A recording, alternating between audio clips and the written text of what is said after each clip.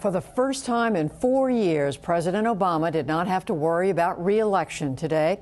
Still, there was little time to savor Tuesday's victory in the face of a potential fiscal crisis at the end of the year.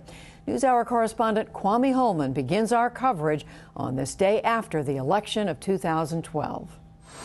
Mr. Obama departed his hometown of Chicago this afternoon for Washington, his home for another 4 years. Waiting for him, a still divided Congress now facing a critical lame duck session. The president made it clear in his victory speech last night that he thinks the country wants an end to gridlock. Tonight, you voted for action, not politics as usual. You elected us to focus on your jobs, not ours. And in the coming weeks and months, I am looking forward to reaching out and working with leaders of both parties to meet the challenges we can only solve together. Reducing our deficit, reforming our tax code, fixing our immigration system, freeing ourselves from foreign oil.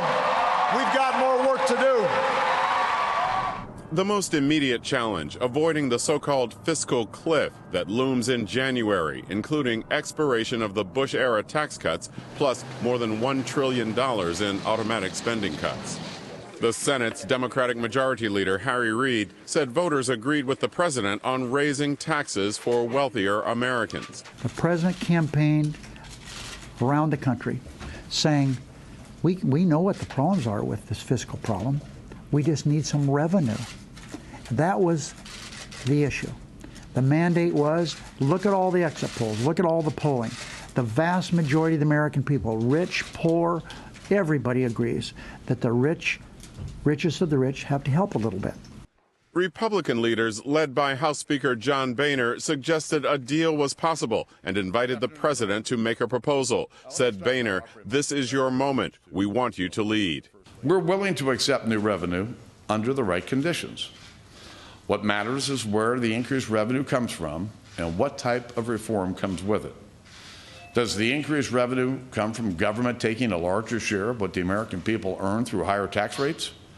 Or does it come as a byproduct of growing our economy, energized by a simpler, cleaner, fairer tax code with fewer loopholes and lower rates for all?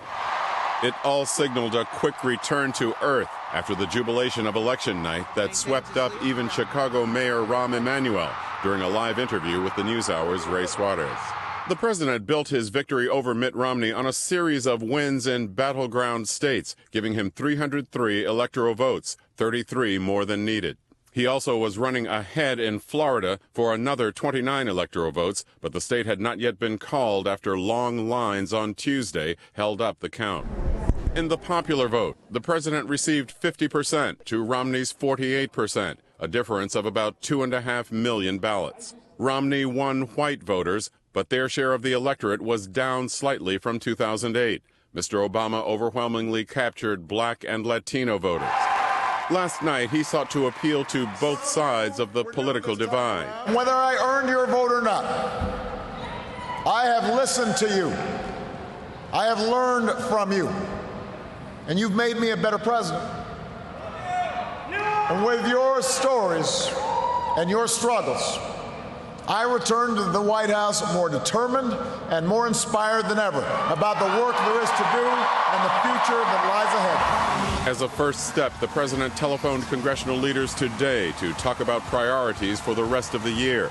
He also said he hopes to talk to Romney in the days ahead on how to move forward. As you just saw, Ray Suarez reported for us from Obama election headquarters last night, and he joins us from Chicago now. Hi, Ray. So tell us, what did the president-elect and the president, same person, do today? How did he spend his day? Well, he got to spend the night in his own home in Chicago, something he hasn't been able to do very often in the last year or so. When he got up this morning, he headed over to Obama for America headquarters on Chicago's lakefront and thanked his volunteers who had worked for him over the past year plus. It was said to be a very moving and very emotional encounter between the president and the people who have made sure that he's going to be president for another 4 years. As Kwame mentioned, he's spoken with all the leaders of the two branches of the legislature, and put on the agenda tax cuts for the middle class and small businesses, job creation, and says that the message from last night's election is that the people want them to put aside their partisan differences to work for the better interests of the American people. Now, all those people at Obama for America headquarters who have been working probably nonstop since 2008 to try to set up the infrastructure for this victory last night, how do they think, what did they think won the election for them? Well, they put together very carefully a coalition over time. And tonight, David Axelrod is saying that it's very gratifying that that coalition came together. As Kwame mentioned, blacks, Latinos, women, a very broad gender gap, and also youth of all origins. The 18 to 29 vote was expected not to come out, and the campaign insisted all along it would, and they were closer to the truth than those people who said that the 08 coalition couldn't be reassembled again.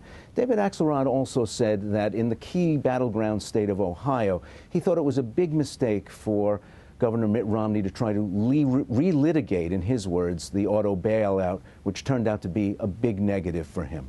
Was overall, does Mr. Axelrod or anyone say that this victory, this margin of victory, was more or less than they expected in the end?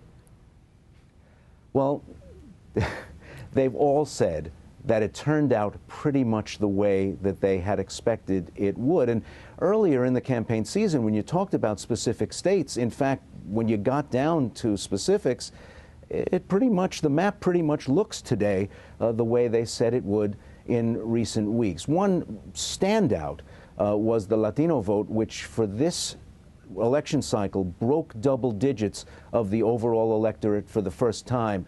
The National Latino Coordinator for the DNC, Juan Sepulveda, told me earlier today that there was a record, even though there were a lot of things working against a big Latino turnout. They started 700,000 registrations down after the Great Recession because so many people had lost their homes, lost their jobs, moved, and not re-registered in the new communities where they were living. But the Latino turnout, according to Juan Sepulveda, may have given them the margin of victory in Colorado, Nevada, and Virginia. And when the Latino voters turned out, 71% of them voted for the president. Ray Suarez, thank you for all your good work from Chicago. Thanks a lot, Gwen.